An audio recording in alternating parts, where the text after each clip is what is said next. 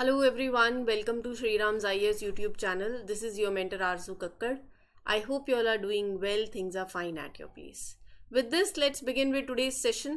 Session शुरू करने से पहले मुझे याद आया कि I was going through the comments that you are pouring in the comment section. The way you are giving such wonderful feedback. It feels great to see कि आपको सेशंस अच्छे लग रहे हैं, you are liking these lectures and they are helping in your preparation. ऐसे ही अपनी attendance mark कर दीजिए, कर देना by liking the lecture. Channel को सब्सक्राइब कर दो जिन्होंने नहीं किया है, क्योंकि जब भी कोई भी सेशन फिर पब्लिश होगा आपके पास नोटिफिकेशन आ जाएगी. रही बात आज के सेशन की, उसमें जो आर्टिकल्स हम कवर करेंगे मैं आपको एक आइडिया दे देती हूँ so that you stay connected through out. हम आज बात करेंगे क्लासिकल लैंग्वेज स्टेटस की. क्लासिकल लैंग्वेजेस कौन कौन सी होती हैं, why it is in news. यहाँ से प्रीलिम से सवाल बन सकता है, क्या क्राइटेरिया है किसी लैंग्वेज को आप डिक्लेयर कर रहे हो कि ये क्लासिकल लैंग्वेज है, वो क्राइटेरिया मालूम होना चाहिए. कितनी लैंग्वेजेस क्लासिकल लैंग्वेजेस में हैं, लास्ट कौन सी अभी ऐड हुई इसमें, पहली लैंग्वेज कौन सी ऐड हुई, तो वो बेसिकली जो क्रोनोलॉजी है वो भी मालूम होनी चाहिए. Then will move towards world population day. कब ऑब्जर्व होता है एंड इस बार की थीम क्या है, इसकी हिस्ट्री क्या है, ग्लोबल पॉपुलेशन के कुछ फैक्ट्स देखेंगे जो आपके मेंस में काम आ सकते हैं. Right. Then will talk about national Gopal Ratna awards. तो ये अवार्ड्स के लिए नॉमिनेशंस जो हैं they will be opened from 15th of July. तो हम बात करेंगे गोपाल रत्न अवार्ड की, किसे दिए जाते हैं, कौन कौन सी कैटेगरीज रहती हैं, किस लिए दिए जाते हैं, वो सब कुछ. Then you have breaking India's jobless growth trap. ये जो आर्टिकल है ना, ये एडिटोरियल है.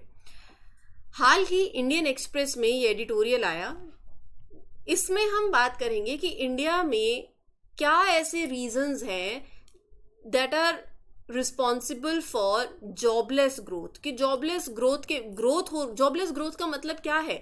जब हम बोलते हैं कि इकोनॉमिक ग्रोथ हो रही है, लेकिन उस इकोनॉमिक ग्रोथ के साथ साथ इतनी सफिशिएंट जॉब क्रिएशन क्यों नहीं है. चाहे वो आप कोई भी सेक्टर ले लो अपना. इंडस्ट्रियलाइजेशन में भी हम बात करेंगे, प्री मेच्योर इंडस्ट्रियलाइजेशन की बात करेंगे, आईटी सेक्टर का एग्जांपल लेंगे. इसके अंदर ग्लोबल इकोनॉमिक ट्रेंड्स क्या चल रहे हैं, क्या स्किल मिसमैच है. राइट. इनफॉर्मल सेक्टर का बहुत ज़्यादा डोमिनेंस है आज के टाइम पे, आज भी है. गिग इकोनॉमी को रेफर करेंगे. तो ये सारे पॉइंट्स हैं, ये सारे वो कुछ रीजंस बन जाते हैं जिसमें हम ये कह सकते हैं कि इंडिया की इकोनॉमिक ग्रोथ तो हो रही है, लेकिन वो economic growth sufficient job creation नहीं लेकर आ रही है. उसके पीछे ये कुछ रीजंस हैं. वो रीजंस आप अपने मेंस में लिखोगे. अब मेंस में कौन से पेपर में लिखोगे, जीएस पेपर 3 में लिख सकते हो. ठीक है. Employment, growth, development, skill development से जुड़े हुए आर्टिकल्स में. जीएस पेपर 2 से भी आप कनेक्ट कर सकते हो. इसमें अच्छा सरकार की क्या ऐसी पॉलिसीज रही हैं, आप अपने आंसर्स में मेंशन कर सकते हो. राइट. सो ऐसा तो है नहीं गवर्नमेंट कुछ पॉलिसीज नहीं लेकर आई हो. डेफिनेटली गवर्नमेंट जो है, कुछ इनिशिएटिव्स रहे हैं गवर्नमेंट के to bridge that employment gap. तो वो कौन कौन से इनिशिएटिव्स हैं and what can be the measures that can be adopted to boost job creation in India. So ये आपका मेंस ओरिएंटेड आर्टिकल है, एडिटोरियल था ये. ठीक है. Last will cover a scheme that is GRSC accelerated innovation nurturing scheme. तो जब इस पे आएंगे विल डिस्कस दैट.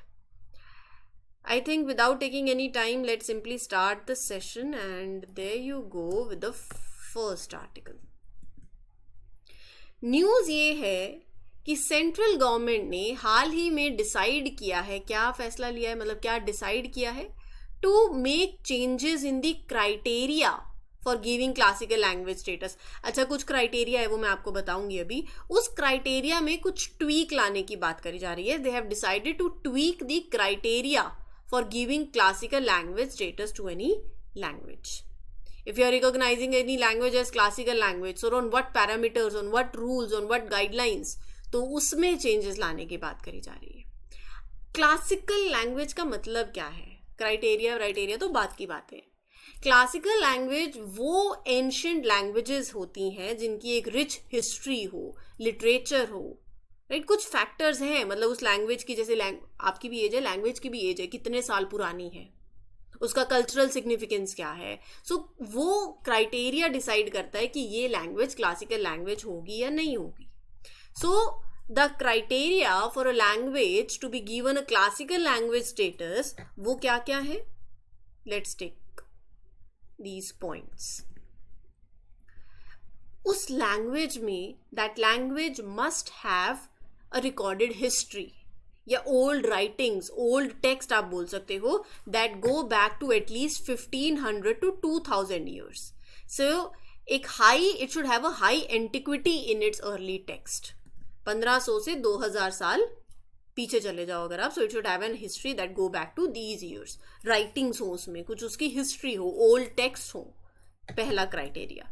दूसरा, a body of ancient literature. इसका मतलब there should be some old books और टेक्स्ट जो आपको मतलब that are seen as important या फिर वैल्यूएबल है by the people who speak that language, right? So that is considered a valuable heritage by the generation of speakers. Third is the literary tradition should be original. जो language का literary style है, जो writings हैं, वो original होनी चाहिए. ऐसा नहीं है कि दूसरे लैंग्वेज या दूसरे कल्चर की कॉपी है. ठीक है. And the said language and literature should be distinct from its modern format. मतलब आज के टाइम पे वो लैंग्वेज जिस तरीके से it is being spoken, it is being written, जो ओल्ड फॉर्म है लैंग्वेज का, उसके लिटरेचर का, that should be different from the way the language is spoken today. So there should be difference from that modern version, right? तो ये कुछ criteria है. अब एक लैंग्वेज को जब उसको क्लासिकल लैंग्वेज रिकॉग्नाइज कर दिया जाता है तो एजुकेशन मिनिस्ट्री कुछ, आप बोल सकते हो, कुछ special you can say certain benefits देती है to promote it. जैसे कि पहला तो अवार्ड.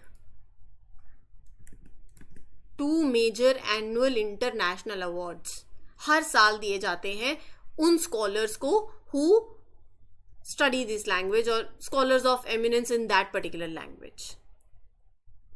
उस क्लासिकल लैंग्वेज को प्रमोट करने के लिए there are certain special research centres, centre of excellence for studies in the classical languages setup.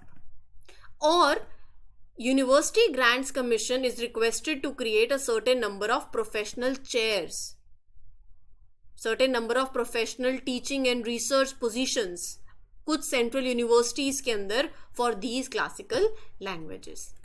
अब इंडिया में आज की डेट में 6 लैंग्वेजेस हैं जिन्हें क्लासिकल लैंग्वेज रिकॉग्नाइज किया गया है. पहली है तमिल, दूसरी है संस्कृत, तीसरी Telugu and Kannada, then Malayalam and then Odia. ये मैंने इसलिए ऐसे लिखा है क्योंकि आपको टाइमलाइन भी पता होनी चाहिए. 2004 में तमिल को क्लासिकल लैंग्वेज दिया, संस्कृत ने स्टेटस लिया 2005 में, Telugu and Kannada were both recognised in 2008 में, मलयालम को ऐड किया इस लिस्ट में 2013 में, and Odia is the most recent addition, मतलब उसको 2014 में ये स्टेटस मिला. यही सब कुछ यहाँ पर लिखा हुआ है. ठीक है जी. I hope things are clear. With this let's move ahead with the next one. World population day. Population बढ़ती जा रही है. हर साल 11th of जुलाई को ऑब्जर्व किया जाता है. मकसद क्या है? अवेयरनेस रेज करना अबाउट ग्लोबल पॉपुलेशन इश्यूज. क्या सोसाइटी पे इम्पैक्ट पड़ता है जब पॉपुलेशन बढ़ती है तो ये सब कुछ एड्रेस करता है वर्ल्ड पॉपुलेशन डे. बेसिकली इसके रिगार्डिंग अवेयरनेस लेकर आना. So it focuses on important population related issues like reproductive health, family planning, gender equality, sustainable development, ये सब कुछ. So it highlights the importance of addressing population related concerns. कब होता है? हर साल 11 जुलाई को होता है. तो यहाँ पर it provides a platform for government, organizations and individuals जहाँ पर आप डिस्कशंस में एंगेज करो एक दूसरे के साथ. You take action. और इस बार की थीम क्या रही है? Leave no one behind, count everyone. हर किसी को काउंट करना है, किसी को नहीं छोड़ना है. World population day it was established by United Nations, first observed in 1989. 90 countries ने पार्टिसिपेट किया इसमें. ये आइडिया जो है it was inspired by world population reaching 5 billion. जब 11th of July 1987 को 5 बिलियन हमारी वर्ल्ड पॉपुलेशन रीच कर गई तो a senior demographer at the World Bank, doctor K C Zachariah, suggested celebrating this milestone as World Population Day. उन्होंने ये suggest किया. Global population की बात करते हैं. चाइना की पॉपुलेशन जो है इट इज ओवर 1.4 बिलियन.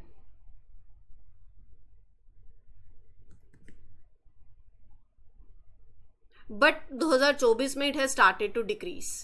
अब China has 1.42 billion people. Second most populous country है वर्ल्ड के अंदर. ये बात करूंगी मैं अभी.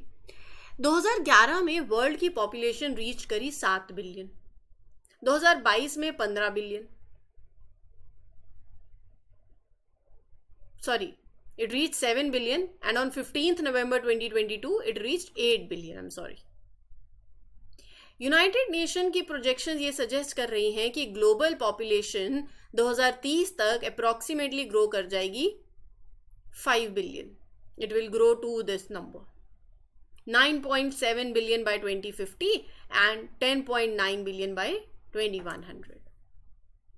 इंडिया टॉप पे है with the population of 44 billion. As of July 2024, China को India overtook with the country with the largest population in the world in 2012. इसी कॉन्टेक्स्ट में तो हम बात करते हैं यूनाइटेड नेशन सिक्योरिटी काउंसिल में पार्ट लेने की एज अ मेंबर, कि हम वर्ल्ड की पॉपुलेशन सबसे ज़्यादा है हमारे यहाँ पर. चाइना की पॉपुलेशन एक्सीड्स 1.4 बिलियन, लेकिन 2024 में डिक्लाइन हुई है. चाइना सेकंड नंबर पर आता है.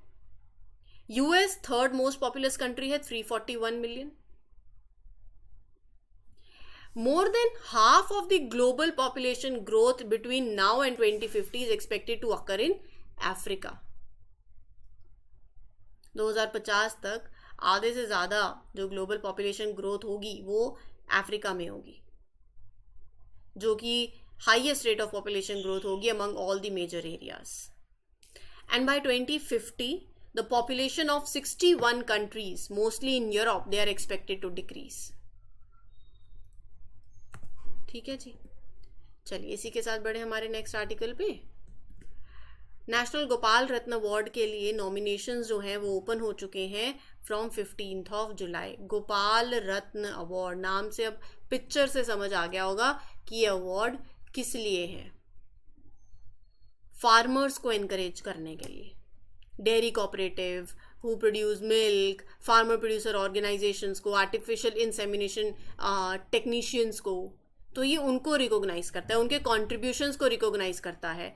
It promotes excellence in dairy farming, right. So national Gopal Ratna award is a award under राष्ट्रीय गोकुल मिशन.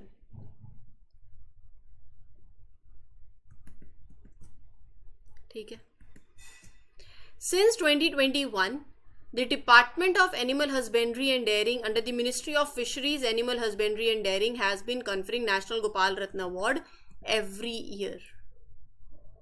हर साल ये अवार्ड दिए जाते हैं and this ministry is also there, जो इससे जुड़ी हुई है. ऑब्जेक्टिव क्या है? जैसे मैंने बताया, मिल्क प्रोड्यूसिंग फार्मर्स हो गए, डेयरी कोऑपरेटिव सोसाइटीज हो गई, फार्मर प्रोड्यूसर ऑर्गेनाइजेशंस हो गए, आर्टिफिशियल इंसेमिनेशन टेक्नीशियंस हो गए, उनको एनकरेज करना. इस साल national Gopal Ratna award is given for these categories. Best dairy farmer, मतलब the one who is rearing indigenous cattle, buffalo breeds, जिन्होंने एक्सेल किया हो in raising native breeds of cows and buffaloes for milk production. Best dairy cooperatives, milk producer company, dairy farmer producer organisations, उनको honour करना जो top performing cooperative societies हो that are involve in the milk production. Best artificial insemination technician who demonstrated exceptional skills in artificial insemination practices. इसके साथ साथ from this year onward, department has incorporated a special award for northeastern region. मतलब ये award aims to encourage and support dairy development activities in the northeastern state of India. वहाँ पर you're giving, मतलब इस साल से ये शुरू हो रहा है. So it will help in promoting growth and innovation in that region's dairy sector. ठीक है जी. तो किस किस को दिया जाता है? डेयरी फार्मर को, डेयरी कोऑपरेटिव को, या फिर कैटेगरी एक और है best artificial insemination technician and a special award for North Eastern region as well. क्या होगा इस अवार्ड में? क्या दिया जाएगा? विनर को क्या मिलेगा? बेस्ट डेयरी फार्मर या फिर बेस्ट अगर आपको कोऑपरेटिव का मतलब कैटेगरी में अगर आपको मिल रहा है तो एक सर्टिफिकेट ऑफ मेरिट, मोमेंटो और एक मॉनेटरी प्राइस होगा इन द फर्स्ट 2 कैटेगरीज, जो 2 कैटेगरीज है. अगर best artificial insemination technician category के अंदर अवार्ड मिला है तो एक सर्टिफिकेट होगा ऑफ मेरिट और मोमेंटो होगा. कैश प्राइज नहीं होगा. इंपॉर्टेंट है, ध्यान में रखना, स्टेटमेंट बन सकती है. 26 नवंबर को जब हम सेलिब्रेट करते हैं नेशनल मिल्क डे, उस दिन ये अवार्ड दिया जाएगा. ठीक है जी. चलिए moving ahead with the next article. एक एडिटोरियल है. Let's talk about India's jobless growth. देखो, I hope you all have pen and paper with you. अभी तक ये सब आदत आपको लग जानी चाहिए.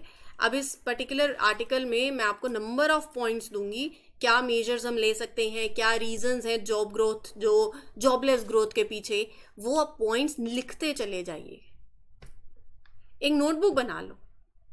एडिटोरियल्स कवर करते हैं तो वो एडिटोरियल के पॉइंट्स लिखते गए, या आप आपके हिसाब से if you are preparing short notes साथ साथ तो वो उसमें भी आप मेंशन. इट्स ऑल अबाउट मतलब your convenience, but at the end आपको याद रहना चाहिए. मेरा पॉइंट ये है, आपके पास अलग अलग पॉइंट्स होने चाहिए, उसके एक्सप्लेनेशन आपको समझ आ जाती है. फिर समझने की बात है, वो तो हम डिस्कशन से समझ लेते हैं, बाकी पॉइंट्स आप नोट करते जाओ. कुछ डेटा है वो नोट कर लो. एक आंसर राइटिंग में क्या चाहिए? Facts, data, report. 1 मिनट में पानी पी लूं.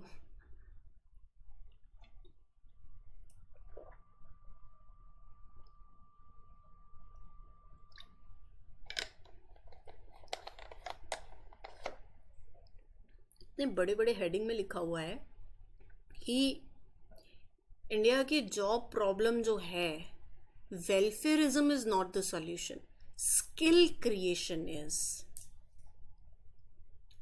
क्या कह रहे हैं ये? बड़े बड़े सिटीज में यंग लॉट जा रहा है सक्सेस ढूंढने के लिए, जा रहा है ना, पैसा बनाने के लिए, एक अच्छी लाइफ के लिए. ये जो यंग ग्रेजुएट्स हैं, इन्होंने obviously they have studied hard, मतलब आप सबकी बात हो रही है यहाँ पर, फुल ऑफ एम्बिशन. लेकिन जब जाते हैं तो they find it hard to get jobs. India में बहुत बड़ी प्रॉब्लम है of not getting, or you can say not enough good jobs are being created. Jobs are there, not enough of them, especially for the young people. और ये issue it has persisted across decades, क्योंकि जिस तरीके से economic growth पिछले सालों में अब हो रहा है, उस हिसाब से जॉब क्रिएशन नहीं हो रही है. Right? India needs to focus on preparing young people for jobs that will last in the future. Future-proof workforce. Make sure they have the skills, that training to succeed in that changing economy. इस तरीके से India can keep its cities growing and full of opportunities for everyone. Skills important है. जिस तरीके से आप पिछले 10 साल में जो स्किल चाहिए थी, आने वाले 10 सालों में कुछ और चाहिए रहेगी. सो यू हैव टू वो होता है ना, टाइम के साथ साथ जैसे जैसे आप आगे बढ़ रहे हो, you have to get updated. अब जैसे टेक्नोलॉजीज नई नई आ गई हैं, हम एआई की बात करते हैं, तो जब हम कहते हैं कि change is a part of, मतलब चेंजेस, तो वो होता है ना कि हर सेक्टर में आपको चेंज देखने को मिलेगा. तो उसमें भी तो चेंज चाहिए. चेंज यहाँ पर भी होगा.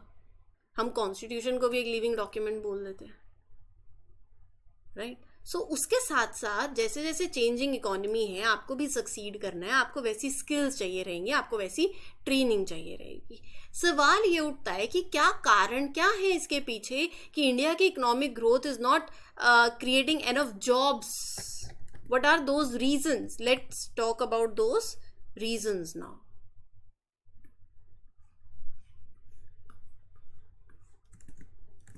First is इंडिया की जो ग्रोथ है ना, that is driven by industries like services, advanced manufacturing, and they don't create many jobs as compare to their economic output. आप एग्जाम्पल लो, आईटी सेक्टर है. आईटी सेक्टर कितना कॉन्ट्रीब्यूट करता है to the economy, but relatively it employs less people. So there is a paradox of high skill low employment sectors.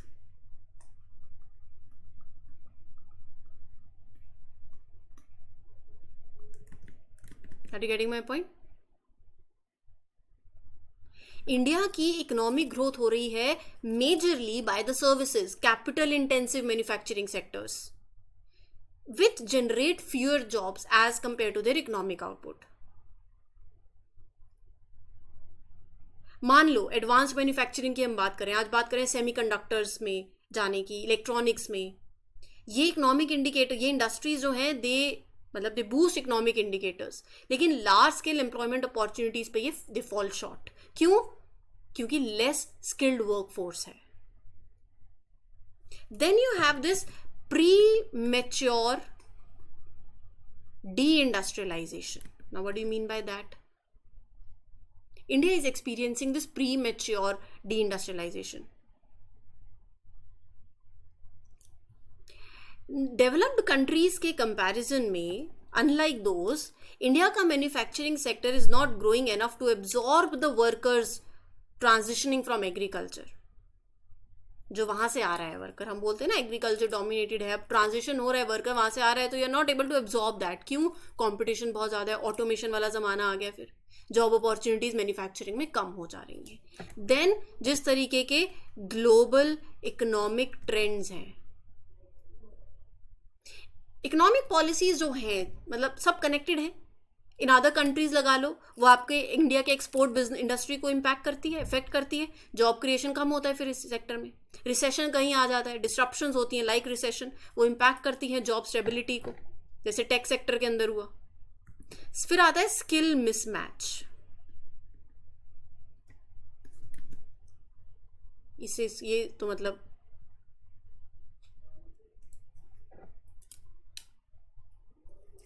Skill mismatch, technology change हो रहा है, वो गैप बढ़ रहा है, जो डिमांड मार्केट कर रही है वो आपके वर्कफोर्स के पास वो स्किल नहीं है. फिर आता है इनफॉर्मल सेक्टर का डोमिनेंस. 90% वर्कफोर्स इंडिया का इनफॉर्मल सेक्टर में है, और informal sector it is characterise by lower productivity, job security limited होती है, सोशल प्रोटेक्शन बहुत कम है. Gig economy have created new employment opportunities, but वहाँ पर भी it has introduce you can say job security benefit, तो वहाँ पर भी it you can say it introduce a job market precarity, job quality, right. फिर आए demographic pressure. Demographic pressure, India की पॉपुलेशन बहुत है, हमने बोला नंबर 1 पे है हम. Millions of new job seekers add होते जा रहे हैं, हर साल ऐड हो रहे हैं, हर साल ग्रेजुएशन हो रही है, ऐड हो रहे हैं. लेकिन इकोनॉमी उतने जॉब्स नहीं क्रिएट कर पा रहा है टू मीट दिस डिमांड. उसकी वजह से अनएम्प्लॉयमेंट रेट बढ़ता जा रहा है, जॉबलेस ग्रोथ हो रही है. Mid size firm, see India has many small and few large firms. Mid size companies जो मिडल ऑफ दिस, वो नहीं है. ये इम्बैलेंस है, वो एम्प्लॉयमेंट अपॉर्चुनिटीज को हैम्पर करता है. एआई आ गया है, इसका इम्पैक्ट पड़ रहा है. They are favouring high skilled workers और डिस्प्लेस कर रहे हैं किसको? Who lack these skills. हमारा एजुकेशन सिस्टम ऐसा है that is not preparing graduates with the skills that are needed in today's job market. एक ये दिक्कत है. फिर और भी नंबर ऑफ पॉइंट्स है. रीजनल डिस्पैरिटी, जॉब अपॉर्चुनिटीज कहाँ कंसंट्रेटेड है? कुछ फ्यू अर्बन एरियाज में. माइग्रेशन प्रेशर होता है. ये दिक्कत आ रही है। तो क्या करा जा सकता है? What can be the measures that can be taken now?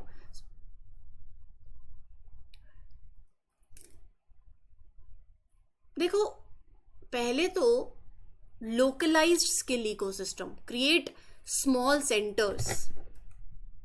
Just a minute, इसको इरेज कर देते हैं। Now let's talk about measures. Local centres, local मतलब स्मॉल सेंटर्स क्रिएट करो where people can learn skills that local industries need. Green job transition fund, ऐसा fund that helps the worker move from industries that harm the environment to green jobs. उनको उस fund से that you will offer training, help with moving to new areas, temporary financial support दे दिया. Gig worker cooperatives, they will form cooperatives, give workers more power, shared resources, some security. AI job की जब हम बात कर रहे हैं, so train people in the jobs that use both human skills and AI technology, both. अच्छा solution हो गया ना। फिर new types of job that improve productivity और ओवरऑल एम्प्लॉयमेंट भी इंक्रीज हो। स्मॉल फैक्ट्रीज को सपोर्ट करो that are connected through digital platforms. Agriculture farming में भी प्रिसीजन लेकर आइए। Train young people in high tech farming methods using drones and data analysis to grow better crops. ये सब कुछ किया जा सकता है। ठीक है जी, तो इस सेशन के लिए इतना ही। I meet you in the next one. जो लास्ट आर्टिकल है वो हम लेंगे कल, ताकि मैं आपको एक डिटेल एनालिसिस उसकी भी दूं। फटाफट नहीं, कुछ भी करते हैं। और यहाँ तक जो हमने कवर किया है, डू रिवाइज इट। ठीक है, ये पॉइंट सारे लिख लीजिएगा, ये आपको डेफिनेटली हेल्प करेंगे। We'll meet you in other session with other articles. Till then, take care. Good luck. Good wishes. This is your mentor Arzu Kakkar signing off. Happy learning. All the best. Thank you.